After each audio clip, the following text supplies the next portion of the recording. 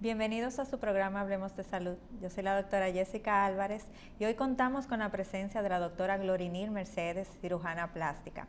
En breve conoceremos más sobre ella.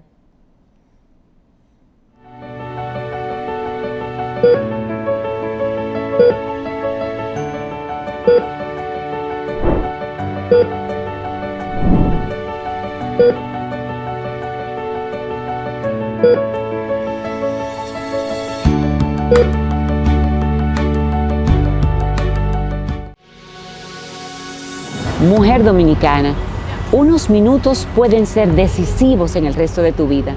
Hacerte la mamografía, el Papa Nicolau, es necesario, gratis y rápido. No lo dejes para después, chequéate.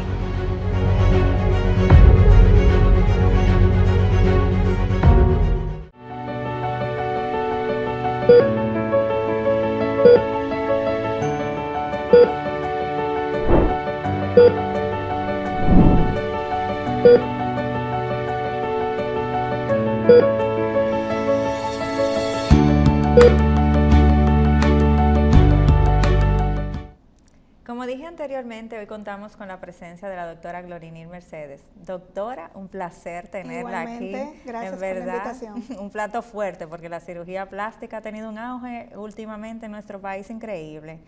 Doctora, ¿qué la motivó a irse por el área de cirugía plástica? Bueno, realmente mi mayor motivación fue mi padre, que también es cirujano plástico, reconstructivo y estético, el doctor Severo Mercedes Acosta. Yo desde muy pequeña veía todo como él trabajaba y me daba curiosidad ver qué era lo que él hacía. Sí. Cuando ya fui creciendo, él me llevaba a cirugía, me llevaba a quirófano. A mí me encanta estar ahí adentro, me encanta todo lo que se hace en el quirófano. Fui investigando hasta que llegué a que realmente la cirugía plástica es una especialidad hermosa porque cambia vidas. Sí. La mayoría son inmediatamente, digo la mayoría porque en la parte reconstructiva puede que sean varias ocasiones que se tenga que hacer varias cirugías, entonces no la cambia de manera inmediata, pero en la parte estético el resultado se ve inmediatamente luego de que pasa la inflamación y ya, entonces se ve completo, pero ya en el momento de cirugía, entra a cirugía y sale diferente. Y eso es lindo, cambiar la vida a las mujeres, también a los hombres, de ayudarla con su autoestima, a sentirse feliz, a sentirse bien consigo misma. Sí. Realmente me encanta. ¿Por qué fue que surgió la cirugía plástica? O sea, ¿qué vacío fue el que vino a llenar como área en la medicina? Incluso eso mismo, a lo que me refiero. O sea, la cirugía plástica ayuda yo digo que la cirugía plástica también es algo psicológica, porque ayuda a lo que es la autoestima, ayuda a que las mujeres se sientan bien, a los hombres también, porque también los hombres operan. Incluso ahora lo están haciendo con mayor frecuencia. Antes eso era un tabú de que los hombres no se hacían cirugías plásticas, pero ya sí. Entonces eso viene como ayudándonos a ser más lindo, a sentirnos mejor. Ayuda bastante en lo que es la autoestima realmente. Usted acaba de mencionar que estar con la cirugía plástica y la cirugía reconstructiva, ¿son diferentes ambas? Sí, pero la cirugía plástica se divide en cirugía estética, que ya viene lo que es la belleza, y cirugía reconstructiva, que viene ya a reparar algo que está dañado. Entiendo. Entonces, hacemos las dos ramas, somos graduados en cirugía plástica, reconstructiva y estética. ¿Cuáles son las cirugías que más se están haciendo actualmente aquí en el país, la más frecuente? Bueno, la cirugía más frecuente a nivel mundial es el aumento de mamas. En mi consulta, la cirugía más frecuente es lo que es la abdominoplastía, con liposucción de la espalda, y BBL, que es el levantamiento de los glúteos, que es el procedimiento en el cual uno inyecta grasa de la misma paciente en los glúteos. ¿Y cuál sería la diferencia que hubiera entre la abdominoplastía y la lipoescultura? Porque a veces yo me confundo y yo digo, pero no es la misma cosa. No, no es lo mismo. No es lo mismo, porque la cirugía, lo que es la liposucción, es la extracción de grasa por medio de orificios pequeños con una cánula. Eso es cuando se extrae grasa. La abdominoplastía, aparte de extraer grasa, extrae tejido y piel que sobra, la piel sobrante. Esas son en pacientes generalmente que han tenido múltiples embarazos, han rebajado mucho, en pacientes bariátricas, que ya tienen mucha piel. La abdominoplastía retira piel Ajá. retira grasa y también repara músculos. Sí. El músculo recto del abdomen es el músculo que encontramos en el centro. Este músculo se repara, Ajá. se une porque se divide cuando la paciente ha tenido embarazos, cuando pacientes que han rebajado mucho, como ya dije anteriormente, ese músculo se separa y hay que unirlo. Entonces ya la abdominoplastía es un proceso más desarrollado, invasivo. tiene más paso, generalmente se acompaña de liposucción de la espalda Sí. y de levantamiento de glúteos. Eso también es otra cosa que he visto con mucha frecuencia, como que se operan varias áreas al mismo tiempo. ¿Qué tantas áreas se puede operar una persona en un momento? Porque me imagino que tienen que tener sus Sí, claro. indicaciones y sus contraindicaciones. Sí, eso depende del cirujano, pero yo personalmente no opero cirugías mayores más de 2. O sea, 2 cirugías mayores yo no hago. Yo hago una cirugía mayor y una cirugía menor, te explico. Exacto. Una cirugía mayor es una abdominoplastía. Sí. Yo la acompaño de una cirugía menor, que sería liposucción y lipoinyección en los glúteos. Ok. Ya eso sería la cirugía. Yo no hago otro procedimiento. O sea, yo no hago abdominoplastía con mama de aumento, ni abdominoplastía con levantamiento, ni con mama de reducción. Yo hago mama aparte, que la puedo unir a la liposucción, porque la liposucción sería un procedimiento complementario, Sí. y abdominoplastía con liposucción, pero abdomen con mama yo no hago. Yo no lo hago así. ¿Todos los pacientes son candidatos a cirugía o hay contraindicaciones para los procedimientos? Sí, hay contraindicaciones que también depende del cirujano. Sí. En mi caso, el índice de masa corporal es lo que nos lleva a saber si se puede hacer una liposucción, si califica para una abdominoplastía, pero el índice de masa corporal, el mío es por debajo de 35. Yo no hago pacientes mayores de 35. Ajá. Existen pacientes también con enfermedades no tratadas, por ejemplo, una paciente diabética que Ajá. no se medique, Sí. una paciente falsémica que no se medique. Ajá. En esos casos yo no la opero. Sí. Creo que nadie lo hace, Sí. porque una paciente inestable no se puede llevar a cirugía porque puede complicarse. Entonces, paciente que sufra de enfermedad, lo único que debe de tener una enfermedad controlada. Sí. En casos de sufrir de alguna enfermedad como la hipertensión y la diabetes, que son las enfermedades más frecuentes que uno puede ver, esos pacientes se evalúan con el endocrinólogo y con el cardiólogo en caso de que sean esas 2 enfermedades. Pero si Sí. existen enfermedades extra, otro tipo de enfermedad, uno le evalúa por el médico que trata esa enfermedad. ¿Y la edad también tendría Bueno, que ya ver? después de los 65 años ya no es una edad recomendable para cirugía. Sí. Y si es menor de edad, lo único que se hace es que junto a la madre y el padre se haga un acta notarial diciendo que la paciente se va a operar y que están de acuerdo ambos padres. Ah, eso le iba a preguntar, porque Sí. he visto algunas menores que se están haciendo mucho la situación de las mamas. Sí. Sí. No, pero deben de llevar un acta notarial diciendo que ambos padres Sí. están de acuerdo con su procedimiento. ¿Y cuál sería el proceso para hacerse algún procedimiento? O sea, me imagino que tienen que tener su protocolo de recibir pruebas que necesita hacerse el paciente. ¿Cómo sería todo esto? Sí, el paciente se evalúa, primero debe ir a la consulta, ahí lo evaluamos, se evalúa, se le manda a hacer sus analíticas. Entre las preguntas que yo suelo realizar es si sufre de una enfermedad, para saber si debe ser evaluada por otro médico, si le ha dado COVID. Los pacientes que le ha dado COVID deben de ser evaluados por el neumólogo. El neumólogo ya decide ahí si hacerle una tomografía, si es necesario, una tomografía de tórax. Y entonces ya que tengamos todos esos resultados que pide el neumólogo, si el neumólogo da apto, entonces puede llevar a cirugía. Si el paciente ha fumado algún tipo de droga, marihuana, si ha fumado juca, debe ser evaluada por el neumólogo también. Sí, sí. ¿Qué más pregunto? Pregunto si el paciente ha tenido pérdidas de embarazo. Son preguntas frecuentes de historia general. Pero realmente la pregunta más importante es si sufre de alguna enfermedad, Sí. si ha fumado, para uno saber a qué departamento, a qué médico enviar el paciente. Luego que está todo listo, ya que han sido evaluados y todo está aceptado, entonces ya la paciente se lleva a cirugía. Sí.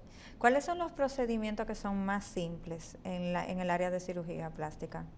Lo más simple. Bueno, lo sería. más simple sería ya la parte, lo que es la inyección con toxina botulínica. Ajá, los O rellenos. con ácido hialurónico. Los Sí. rellenos es con el ácido hialurónico. Sí. Y la toxina botulínica es lo que se le llama, que la mayoría de las personas lo conocen como Botox. Ajá, pero el ajá. Botox, el laboratorio, el nombre del laboratorio, pero el compuesto es toxina botulínica.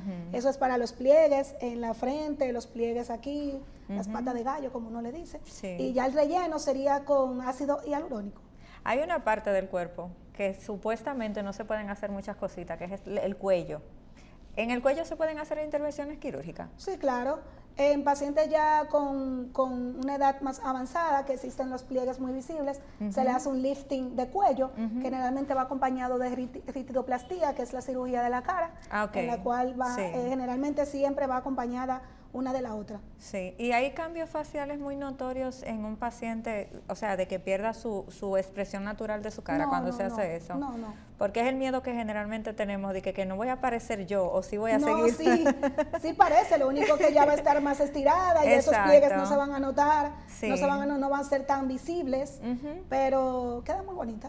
Y en los brazos, ¿qué se hace? Porque la población dominicana tenemos esos brazos como bien gorditos y antes sí veía que había un procedimiento, pero dejaba como unas marquitas, entonces como que se notaba y se ponía feo con el tiempo.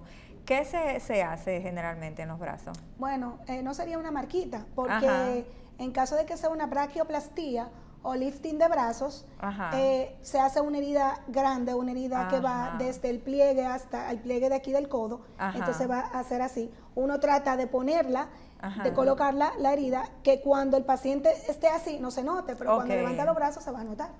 Entonces ya esos son pacientes que han perdido mucho peso, que tienen mucha piel, esa piel hay que retirarla, porque uno no puede hacer liposucción sola.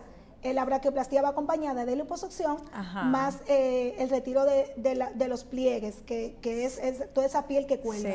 Eso se llama braquioplastía o lifting de brazos. Eso va acompañado uno de otro. Hay pacientes que solo califican para liposucción, que son pacientes que solo se le ve grasa, que no le cuelga mucho. Entonces ahí se puede hacer o liposucción o lifting de brazos, que ya eso depende, hay que evaluar a la paciente para ver para cuál de los dos califica. En caso de que sea liposucción sola, sí se hace un orificio pequeño, aquí que no se nota, pero ya en lifting sí hay que hacer un retiro de toda esa piel, entonces queda una cicatriz, que ya depende de la paciente como cicatrices, si queda muy ancha, si queda muy finita, y eso depende de el procedimiento de liposucción, ¿qué sería? O sea, ¿qué se le hace al paciente? En liposucción lo que se hace es por medio de una cánula, se hace extracción de la grasa en el área que desea. ¿Cuáles son los cuidados que hay que tener? Voy a hacer dos preguntas. Primero, tiempo de recuperación, porque a veces queremos todo rápido y entendemos que nos hicimos una cirugía el lunes y que el martes tenemos que estar bien. Entonces, la realidad de una recuperación, para uno ver los resultados, los resultados reales de una cirugía, ¿cuáles serían? Bueno, para ver ya los resultados reales, debemos esperar por lo menos 3 meses. Después de 3 meses ya va bajando la desinflamación, pero ya lo que es el tiempo de recuperación, ya después de los 15 días ya la paciente va a estar tranquila, ya no va a sentir dolor. En caso de abdominoplastía, ya luego de los 10 días uno retira el drenaje, que es un dispositivo de plástico que sale por la herida, por ahí sale sangre que se acumula en el abdomen luego que uno hace una liposucción. Esa sangre que va ahí va a ese dispositivo, entonces dependiendo de lo que produce ya el médico sabe si retirarlo o no. Eso es un poco incómodo porque tener eso encima, eso no debe dejarlo caer, tiene que tener un cuidado. Ya después que yo retiro eso, entonces ya la paciente ya la mando a bañar, ya se siente más cómoda, se le cambia, ya tiene otro tipo de faja. Ya después de los 15 días la paciente se va a sentir muchísimo mejor. Pero ya el resultado final es luego de los 3 meses cuando ya va bajando la inflamación. Pero puede todavía a los 6 meses tener inflamación. O sea que eso va a depender del paciente, cómo reaccione y todo eso. Y después de los 15 días, 10 días, de retirar la cánula, el drenaje, ¿puede tener una vida normal o tiene que tener unos cuidados especiales? No, tiene que tener cuidados especiales principalmente con la herida. En mi caso yo mando a bañar a los pacientes con agua del botellón y con un jabón antiséptico, mientras tanto, y limpiarse bien el ombligo, porque todo eso debe ser cuidado. No que puede hacer de todo, no puede cargar, ya puede manejar, si ya la herida está cerrada y el drenaje ya todo está bien, pero tiene que tener cierto cuidado de hacer fuerzas, de bañarse en la playa todavía no, de bañarse en la piscina tampoco, o sea que todo va a depender de qué necesita el paciente hacer y uno saber qué puede hacer en ese momento. Y ya eso sí de ir a la playa, piscina, ¿en cuánto tiempo pudiera hacerlo? ¿Después de los 3 meses? Exactamente, ya después del mes, si la herida está todo bien cerrada, puede ir. Ok. Luego he visto también que hay pacientes que luego de la cirugía le hacen unos masajes. ¿Qué tipo de masajes son esos? Porque me imagino que no son masajes normales. No, son masajes de drenaje linfático. O sea, son masajes que lo que ayudan es a la desinflamación, los masajes ayudan muchísimo, se recomienda mínimo 10 masajes. Ya los pacientes mismos son los que dicen, no, yo quiero más masajes porque se empiezan a sentir muchísimo mejor después de los masajes. Yo personalmente doy los masajes luego que la veo la primera vez en la consulta. Sí. Yo la opero, por ejemplo, yo la opero en el día de hoy, le doy de alta el otro día si todo está bien, y ya cuando la vuelva a ver a los 3 días o a los 4 días, depende qué día la vuelvo a ver, entonces ese día cuando yo la vea decido si va a empezar los masajes ese mismo día o va a empezar los masajes el día siguiente. Y los pacientes...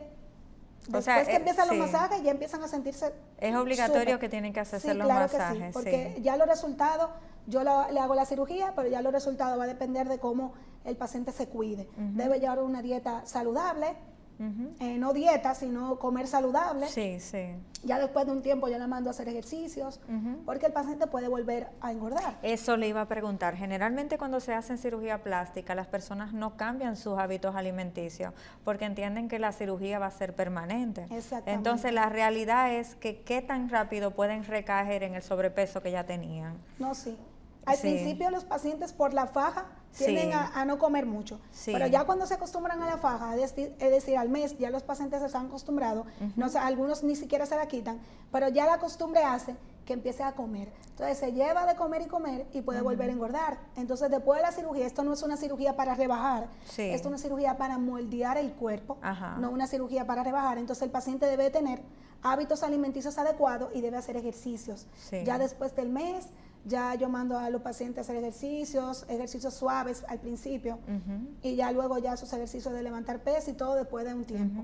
Entonces los pacientes tienen que cuidarse porque pueden volver a engordar.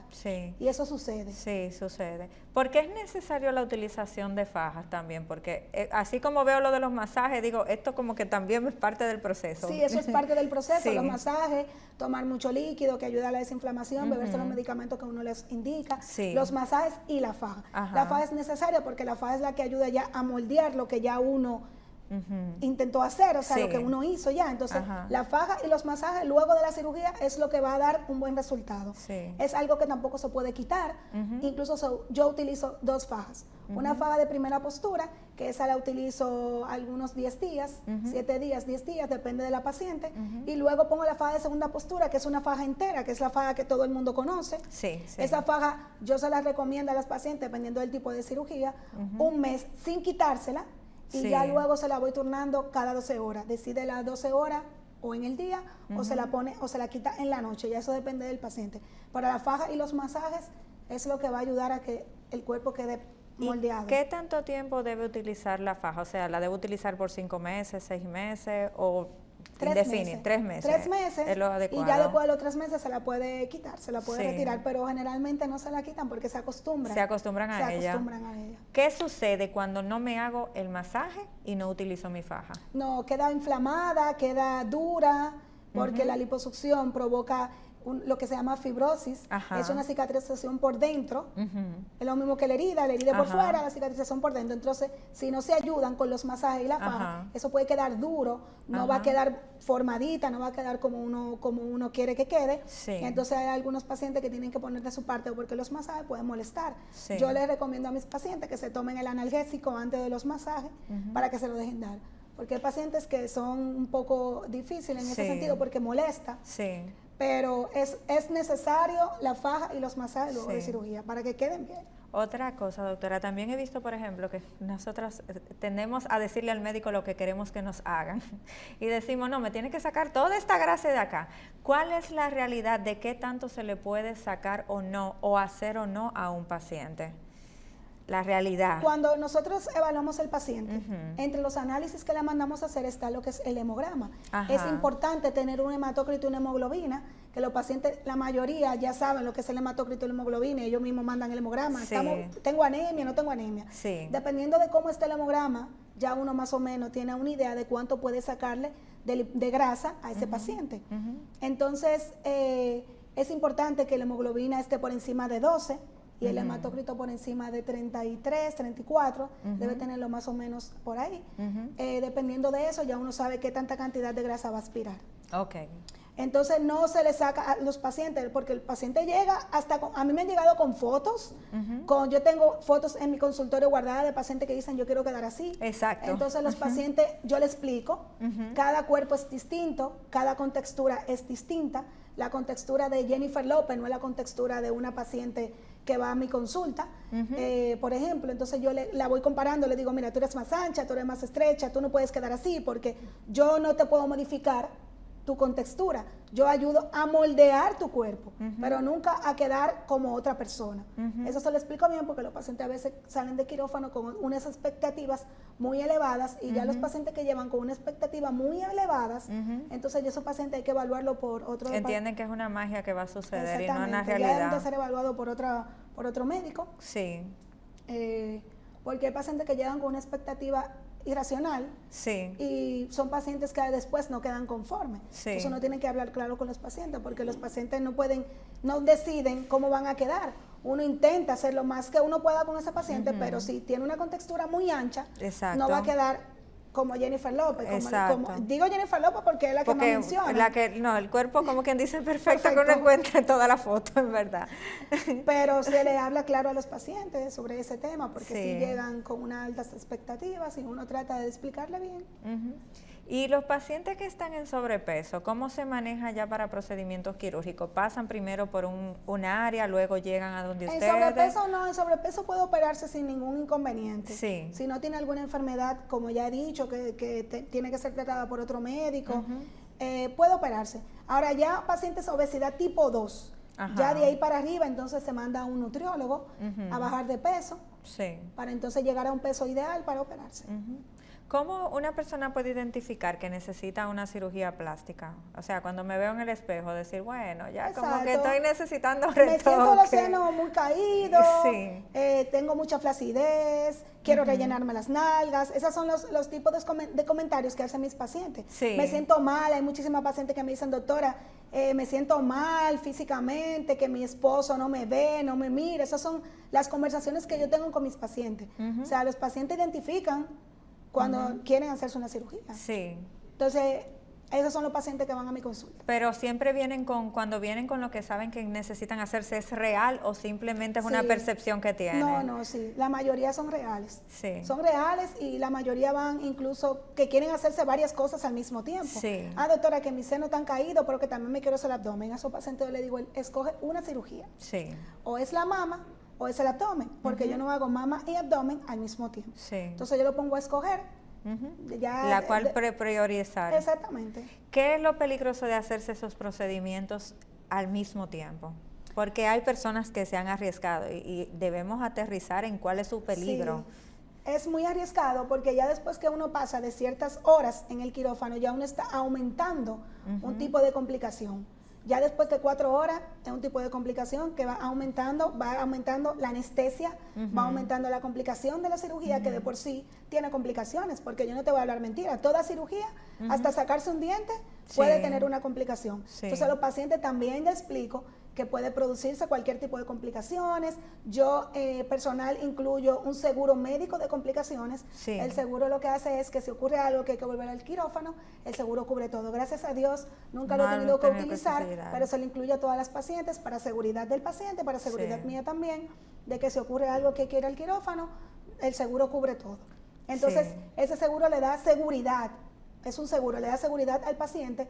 Se sienten tranquilos incluso cuando yo le hablo del seguro, porque es una seguridad de que cualquier tipo de complicación ya tenemos ahí el seguro. Es una complicación, durar más de 4 horas en cirugía, puede aumentar, no es que se complique, sino que puede aumentar que ocurra una complicación. Varias cirugías juntas, por ende, aumenta estar dentro del quirófano más horas, aumenta las dosis de anestésicos también, y por ende aumenta las complicaciones. Entonces personalmente yo no hago varios procedimientos al mismo tiempo, ni duro más de 4 horas en cirugía. ¿Y cuáles son esas complicaciones que pueden surgir a la hora de que están en quirófano? Bueno, la complicación más frecuente que puede surgir en el quirófano es un hematoma, que ya eso es ya cuando sale del quirófano. Un hematoma es que un vasito de sangre empieza a expulsar sangre, entonces se llene todo eso de sangre y hay que volver al quirófano porque hay que darle ese vasito para que el vasito deje de tirar sangre. Eso es la complicación Ajá. más frecuente que se puede ver en una cirugía ya estética.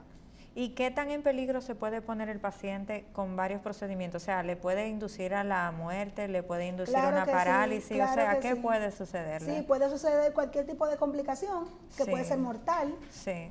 Entonces yo evito todas esas complicaciones y no hago varios procedimientos juntos. Ujú. He visto también que hay una tendencia a buscar procedimientos no costosos y a veces no nos percatamos de la preparación del doctor. ¿Qué tan importante es la preparación del doctor? Porque ya es algo como que debemos Normal, ya es aceptarlo. algo normal. Sí, debemos aceptarlo. O sea, ¿qué tan importante es que el médico tenga los conocimientos de cirugía Mira, plástica? qué bueno que tocaste ese tema porque ese tema es ahora lo que está de moda. Exacto. Que es la extirpación del biopolímero. Sí. Eso es lo que está ahora de moda. Sí, se Qué le bueno iba a que tocaste preguntar ese también. tema porque los biopolímeros Ujú. lo inyectan personas no aptas. No son, algunos ni son médicos, lo hacen en salones de belleza, ¿Qué? en centros de estéticas, sí, así es. Y entonces le inyectan al paciente, le dicen que eso no es biopolímero, Sí. y cuando el paciente ya investiga, los pacientes dicen, no, yo no sé lo que me puso, yo no lo vi, me dijo que era ácido hialurónico y no era eso. Ya cuando empiezan a ver síntomas, entonces que se dan cuenta que es biopolímero. Sí. Biopolímero es una sustancia ajena al cuerpo que Ajá. no se sintetiza en el cuerpo, o sea, no Ajá. se absorbe. Sí. Al no absorberse se queda ahí y puede producir incluso 30 años después de ser inyectado síntomas. Entre los síntomas que produce es ardor, infección, picor, y ese líquido puede transferirse a otra parte del cuerpo. Vamos a poner los glúteos, por ejemplo, que es la Ajá. parte más frecuente donde Sí, se donde inyecta, se pero también en colocan. la cara es otro lugar donde se inyectan. Sí. Ese líquido se puede ir hasta una pierna y puede el paciente quedar hasta paralítico. O sea, las mujeres tienen que investigar primero a dónde van, porque un cirujano plástico no va a colocar eso. Sí. Un cirujano plástico en los glúteos lo que va a colocar o es grasa o una prótesis. Sí. Entonces los pacientes, lo ideal y mi recomendación es que cuando se vayan a hacer algún tipo de cirugía estética, entren a la página SODOCIPRE, que es Ajá. la Sociedad Dominicana de Cirugía Plástica, Reconstructiva y Estética, abren la página y escriben en donde dice buscar el nombre del médico. Sí. Ponen, por ejemplo, doctora Glorinil Mercedes, Sí. y mi nombre va a salir. Va a salir que yo soy miembro de la Sociedad de Cirugía Plástica y que yo estoy apta para hacer cualquier tipo de procedimiento estético. Sí. Entonces, esas personas que están poniendo biopolímeros no son personas que saben lo que están poniendo. Entonces, le Sí. ponen silicón líquido, le ponen aceite. Eso le iba a vegetal. preguntar si el biopolímero es lo mismo que la silicona o un Sí, aceite o son sí, cosas, son sustancias son diferentes. muchas cosas. Le ponen aceite mineral, aceite vegetal, silicona líquida, parafina, se lo inyectan. Wow. Entonces, se lo inyectan a veces en varias sesiones. Entonces, los pacientes, por buscar lo más barato, al final terminan en manos de un cirujano plástico y gastan muchísimo más, Sí. porque tampoco el cirujano plástico le va a ofrecer un 100% de que ese líquido que está ahí se va a retirar completamente. Eso le iba Uno a lo hace preguntar. a ciegas. Sí. Uno manda al paciente a hacerle una resonancia magnética, que es lo Sí. que generalmente se manda a hacer, Ajá. y en la resonancia va a salir el líquido en el área que está. Sí. Uno, por la resonancia es que uno va a saber de dónde está ubicado, pero si uno deja un poco de eso ahí adentro, que uno no lo está viendo, uno no sabe si deja un poco sí o no, eso puede desarrollarse luego, quedarse ahí y puede producir síntomas un tiempo después. Entonces ahora mismo eso está de moda porque es más barato, se dejan poner biopolímero en la boca, en la cara, en los labios, en los glúteos, en los senos, en todas las partes, se empiezan a poner eso y al final se asustan. Ahora Sí. mismo ya hay muchísimas personas Que se retirándose el están biopolímero asustando. porque se asustan, porque produce síntomas y síntomas graves, eso se puede empezar a botar líquido por ahí, Ajá. se pone negro, cambia de color. Puede haber necrosis, o sea, Necrosis, muerte de muerte o del sea, tejido. como se me pudrió esa parte del cuerpo. Exactamente. Wow. ¿Cuál es el peor caso que usted ha recibido de biopolímero? Porque vamos a hablar con realidades. El peor Bueno, que usted se impactó, que Bueno, dijo, wow. bueno, realmente sí he tenido muchos casos de biopolímero. A mí personalmente no me gusta hacer esos procedimientos.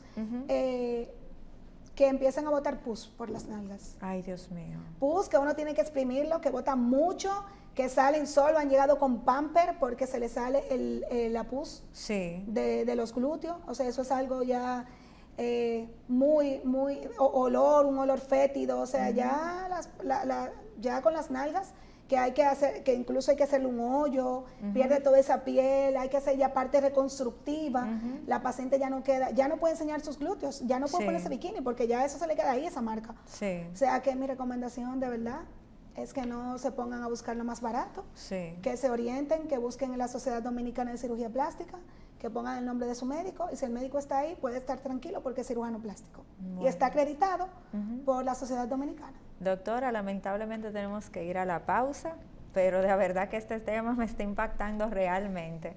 En breve volvemos con su programa Hablemos de Salud.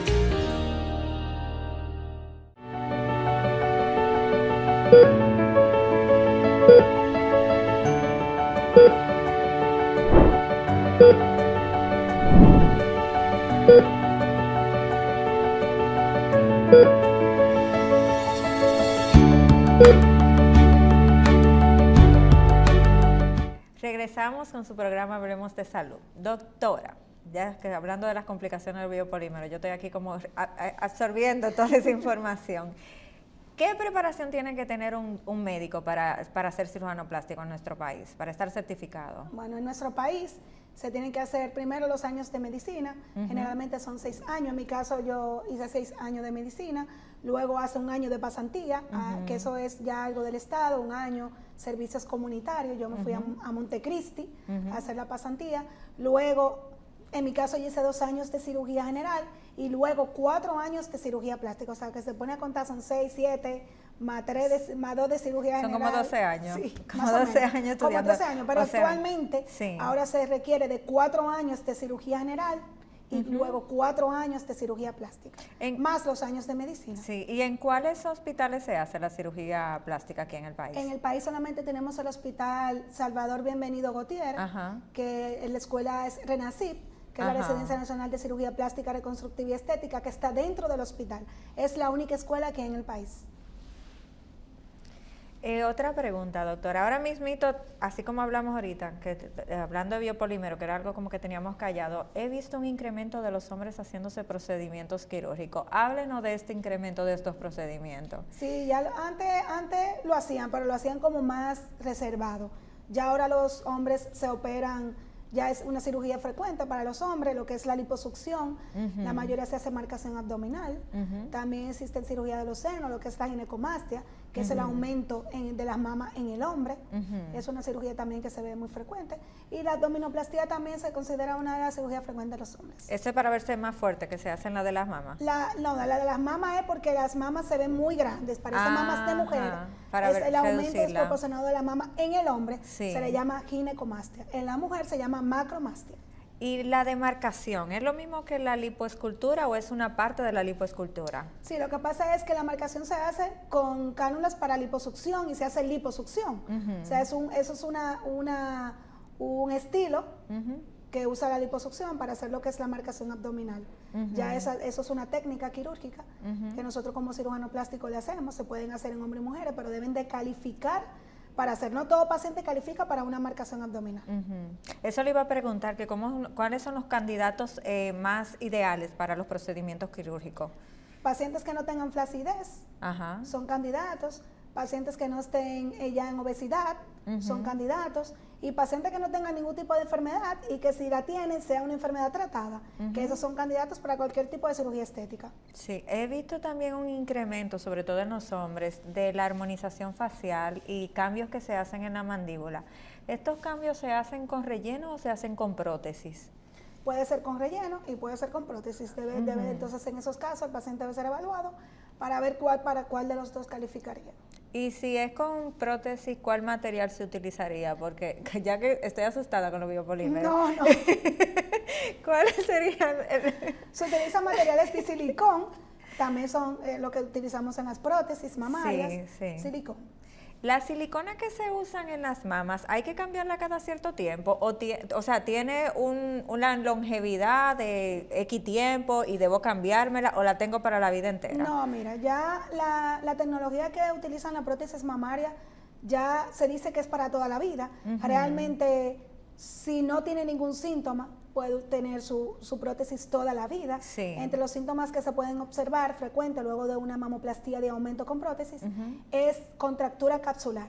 La contractura capsular es que existe una contracción del tejido, arropa la prótesis, y ya cuando el paciente se siente que la mama se le pone dura, que es el síntoma principal, se pone dura, ya cuando el paciente presenta dolor y está dura, entonces ya hay que cambiar la prótesis.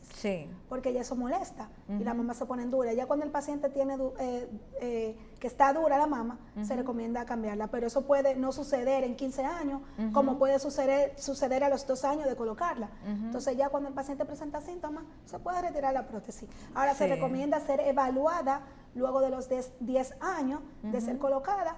Va donde su cirujano, el cirujano la ve, no presenta dureza, no presenta dolor y todo está bien, entonces no hay que cambiarla. Ya que estamos hablando de las mamas, ¿las pacientes que han tenido cáncer de mama pueden ponerse prótesis? Claro, sí, claro. ¿Y qué tan positivo es el procedimiento quirúrgico? Porque casi siempre tienen el miedo de una recaída en el cáncer. No, porque el paciente primero tiene que tener una evaluación por su oncólogo que diga que ya el paciente no necesita ni radioterapia, ni quimioterapia y que el paciente está libre de cáncer. Entonces ya eso sería una parte reconstructiva. Ya ahí se hacen varios procedimientos. Puede hacerse con prótesis, como puede hacerse con un tipo de colgajo, que el colgajo es parte del abdomen o parte del músculo dorsal, que es el músculo que está en la espalda. Uno transfiere ese músculo hacia la mama, que eso sería reconstructiva, pero el paciente debe calificar o para prótesis directa, que no necesita reconstrucción con colgajos, o para colgajos. Ya el paciente debe ser evaluado para ver para cuál de los dos califica. Pero eso es un procedimiento que generalmente se tiene que hacer en 3 tiempos. Primero se hace el colgajo, luego, después que se hace el colgajo, entonces se iguala el otro lado de la mama, porque no necesariamente el paciente tiene cáncer en las 2 mamas, puede ser que solamente la tenga en una. Entonces, para que se iguale las 2 mamas, uno le hace a la otra mama, uno le hace aumento o reducción, el caso que amerite. Y después se hace un tercer tiempo, ya eso depende del paciente, por eso debe ser evaluado, en el cual se reconstruye la areola y el pezón. El pezón se reconstruye haciendo un tipo de colgado, que ya eso también es reconstructivo, y la areola se hace generalmente con tatuajes. Entonces por eso hay que ver, porque puede ser que se haga todo en un solo tiempo, como puede ser que amerite de 2 o amerite de 3. Entonces eso ya depende de cada caso. Sí, pero me imagino que es una de las cirugías más satisfactorias al final, regresar esa autoestima. Así mismo.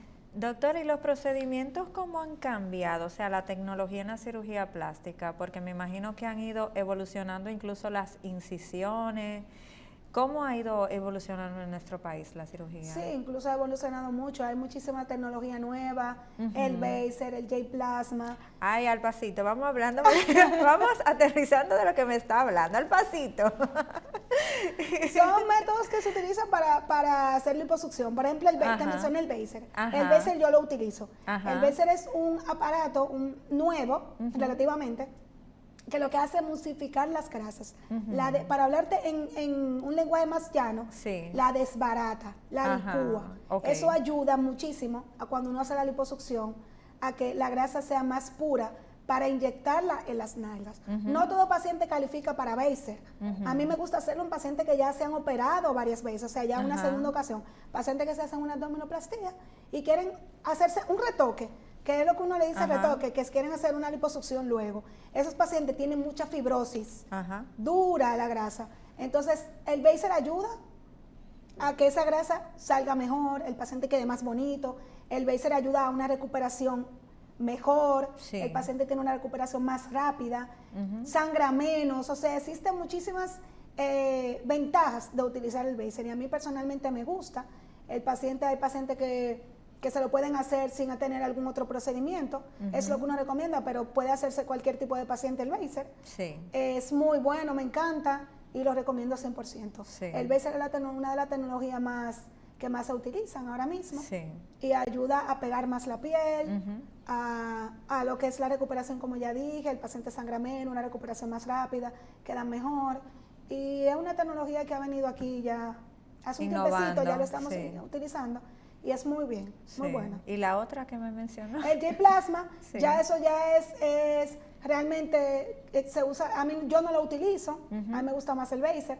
Es casi lo mismo, lo que hace es retracción de la piel, ayuda a que la piel se pegue más, en pacientes que tienen flacidez pero que califican para una liposucción, uno utiliza el Baser para que quede más pegada la piel, pero yo utilizo el Baser, el J-Plasma es otro. ¿Cuántas veces se puede operar una persona? Que me lo mencionó cuando vienen para retoque, en la realidad, ¿cuántas veces puedo operarme? Bueno, las veces que quiera realmente, se puede operar todas las veces que quiera, mientras tenga todo bien, su análisis bien, todos sus enfermedades estén bien tratadas, se puede operar. Pero el retoque sí es, por ejemplo, cuando una paciente se hace liposucción, engorda y vuelve a hacerse otra liposucción. A retocarse. O se hizo una abdominoplastía, le queda una grasita aquí y quiere hacerse su segunda cirugía. Generalmente se hace una segunda cirugía de que se hace una liposucción y quizás la acompañen de los senos, como yo no hago todos esos procedimientos juntos, lo que hago es que le hago uno adelante y después le digo, en 6 meses, entonces ven a evaluarte para ver si te hacemos entonces los senos o te hacemos el abdomen, dependiendo de lo que el paciente escoja. Ha habido un apogeo también de muchos turistas, o sea, personas que vienen a operarse acá porque les sale menos costoso el procedimiento. ¿Qué tiempo tienen que quedarse en el país realmente para poder, o sea, tener un buen tiempo para estar en recuperación acá en cirugía? Yo exijo mínimo 15 días aquí, luego de la cirugía. ¿Y pueden montarse en su avión sin ningún problema después de eso? Sí, claro. Yo le recomiendo sus medias, se las dejo por 21 días, son medias antiembólicas. Y su enoxaparina, en caso de, yo le indico a todas. Y lo recomendable es que duren 15 días aquí mínimo. O sea, le pide ese mínimo. Cuando un paciente no está satisfecho con el procedimiento quirúrgico, ¿cuáles opciones tiene con respecto a la cirugía plástica? Supongamos, la lipo no me gustó como me quedó. ¿Qué pudiera hacer? Bueno, hay que evaluar al paciente antes. Porque esos pacientes generalmente que quedan inconformes tienen algún trastorno que uno debe... ¿De acá de la psiqui? Sí. Ok. Entonces uno debe ver el paciente, porque el paciente, como mencioné anteriormente, hace un rato, que mencioné esos pacientes que llegan con fotografías que dicen que quieren quedar así, y uno le dice a esos pacientes que van a quedar así, cuando salen de quirófano, porque hay casos de que le dicen al paciente, sí, yo te voy a dejar así. Exacto. El paciente no sale así y cuando se ve queda inconforme. Por eso el cirujano debe siempre hablar con el paciente y darle una expectativa real, porque ya cuando vienen con otras expectativas altas, por ejemplo, yo, si tengo que mandarlo a un psiquiatra, yo lo mando sin ningún inconveniente, que el psiquiatra lo evalúe, vea si tiene algún tipo de trastorno, de que no dismórfico corporal, que es uno de los trastornos más frecuentes en los pacientes que se operan, que son pacientes que van 100 veces y nunca quedan conformes. Entonces uno debe de saber, ya pacientes que han ido a la consulta y refieren que ya han sido operados 3 veces, por ejemplo, y no han quedado conformes, entonces esos pacientes deben ser evaluados por un psicólogo versus un psiquiatra. Pero por ejemplo una paciente que vaya entre retoque y cirugía y lleve 3 o 4 procedimientos, ya no habría que pensar en algún trastorno psicológico. No. Todo si depende. Es uno que lo recomienda como cirujano, no. Exacto. O sea, más depende de los resultados que quiera el paciente que de la cantidad de procedimientos. Ya entiendo. ¿Qué pasa cuando a un paciente se le saca grasa de más? O sea, como estamos hablando, están los cirujanos que hacen su práctica y sacan esa grasa que deben, pero si sacan de más, ¿cuáles efectos secundarios, con cuáles problemas se puede ver ese paciente? Bueno, es que sacar de más, ya eso depende de las reglas que nosotros tenemos en la Sociedad de Cirugía Plástica, en la cual no se recomienda que se saque más de 5 litros si es una cirugía sola, por ejemplo, en la liposucción sola. Ya en caso de que sea abdominoplastía, entonces sería menos, porque la abdominoplastía ya es un procedimiento mayor. Me refiero a hacer una liposucción sola. No debe sacar más de 5 litros. Ya las complicaciones que pueden suceder luego de sacar por encima de eso, porque hay pacientes que ameritan sacarle más de ahí, pero debe tener un hematócrito y una hemoglobina adecuada, ideal, de que no caiga en una anemia, entonces haya que transfundir varias veces. La transfusión no es algo anormal, no es algo que puede suceder, porque los pacientes a veces entran con una hemoglobina normal y terminan en transfusión, pero no necesariamente es porque uno haya lipado de más. Puede ser hasta incluso que el hemograma no haya salido adecuado, el laboratorio no sea, salió mal, ¿entiendes? Existen muchísimas cosas por las cuales un paciente puede ser transfundido. Pero ya las complicaciones que pueden suceder después son complicaciones normales. De que el paciente haga un hematoma, esas son las complicaciones de una cirugía. Sí, he visto también en casos que han sucedido aquí en el país de pacientes que han cogido como bacterias en la cirugía. ¿Por qué es que suceden este tipo de situaciones, Eso doctora? es muy extraño, de que sea una bacteria en la cirugía. Hay que ver por qué hay pacientes que hacen los pacientes hacen muchísimas cosas que uno no se entera, que uno se entera después. Pacientes que se bañan antes de que uno los mande a bañar, con heridas abiertas, con agua de su casa, y yo, aunque esté cerrada, yo la mando a bañar con agua del botellón para evitar esas cosas. Uno generalmente le coloca antibióticos luego de la de alta. Uno en cirugía, uno usa lo que es la sepsia antisepsia, que es el lavado con jabón antiséptico, y se hace todo para que el paciente no ocurra eso. Pero ya que en esos casos que ocurre, uno debe de ver qué el paciente ha hecho, si el paciente se ha bañado, si el paciente no se ha bebido el medicamento como debe bebérselo. Pero ya de ahí a que fuera dentro de cirugía es algo muy extraño. Eso no sucede. Es muy poco probable que eso suceda. Claro que sí. He visto también que, por ejemplo, cuando hacen la cesárea, uno tiene que durar un tiempo sin comer porque hay que esperar que pase la anestesia y todo eso. En la cirugía plástica también es así el procedimiento. Debe durar, más o menos cuánto tiempo debe durar sin ingesta de alimentos, qué debe ingerir después de la cirugía un paciente. Generalmente se dejan 6 horas luego de salir de quirófano y lo que se hace luego de las 6 horas es a líquido, para ir viendo que tolere bien, de que no tenga síntomas como lo que son los vómitos, la náusea y todo eso. Uno lo pone a tolerar despacio con líquidos. Y ya luego entonces uno lo pone a comer, ya después que tolera, que todo está bien y que no ha tenido síntomas de nada, entonces uno le da comida suave.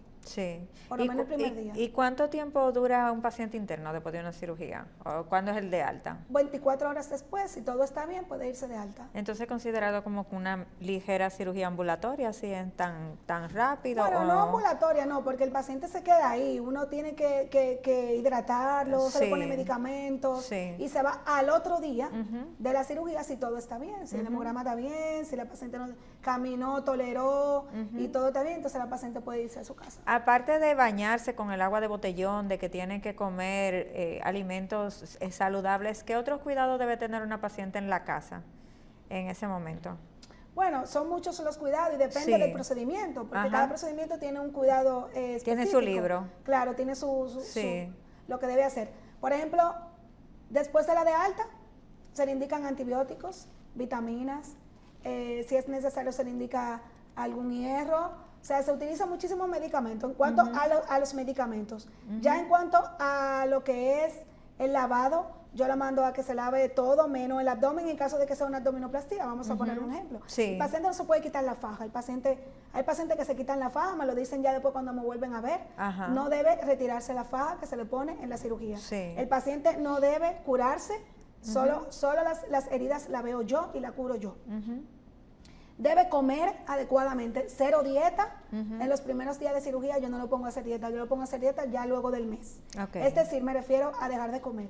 Tiene que comer saludable, comer mucha habichuela, mucho hígado, muchos huevos para que sea proteína, mucho líquido porque los pacientes tienden a deshidratarse Sí. luego del procedimiento porque no toman mucha agua, porque se Sí. sienten muy llenos. Ajá. Yo le recomiendo Pedialite, Ajá. le recomiendo mucho líquido, Sí. mucho jugo. Ujú. Le recomiendo las cosas naturales también. Ujú, ujú. Esos jugos de remolacha que le hacen, Ajá. sí se los recomiendo. Y ya en cuanto a caminar, a mí no me gusta que los pacientes estén acostados. Ok. Generalmente los pacientes entienden que después de cirugía lo ideal Tienen es que que esté pasársela acostado. durmiendo, Pues sí. no es así. Debe Sí. mover las piernas para evitar esos coágulos que se pueden formar en las piernas. Yo utilizo medicamento para eso, utilizo medias para evitar. Y le digo al paciente que tiene que estar lo menos posible acostado.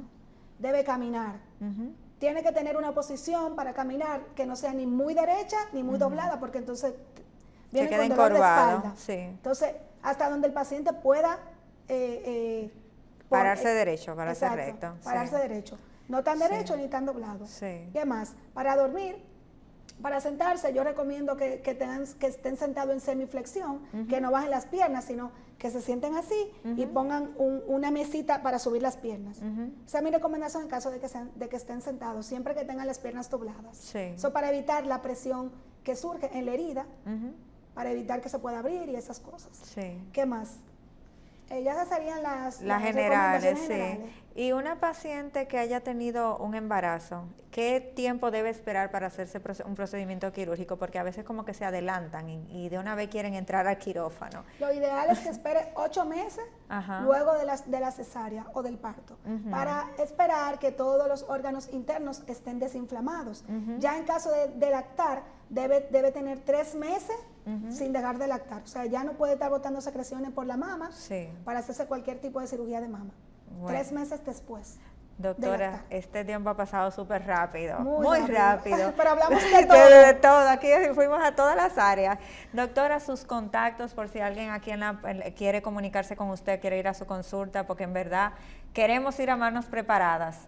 Sí, yo estoy en CECIP, Centro de Cirugía Plástica y Especialidad de Santo Domingo, queda frente al Palacio Presidencial. El contacto es 809-686-5826 y me pueden seguir por Instagram, DRA Glory Mercedes. Perfecto, doctora. De verdad, agradecida estoy de haberla tenido aquí en el Gracias. programa, porque yo misma salí de un reguero de interrogantes que tenía y hoy he podido como preguntar a mis anchas, porque yo soy la primera que le tiene miedo a todos esos procedimientos. No, si estás en manos que sepan, seguras, no tiene que tener Salimos miedo. Claro bien que de sí. eso y más lindos. Claro, claro. Bueno, esto ha sido todo por hoy en su programa Hablemos de Salud. Se despide la doctora Jessica Álvarez y que tengan una hermosa semana.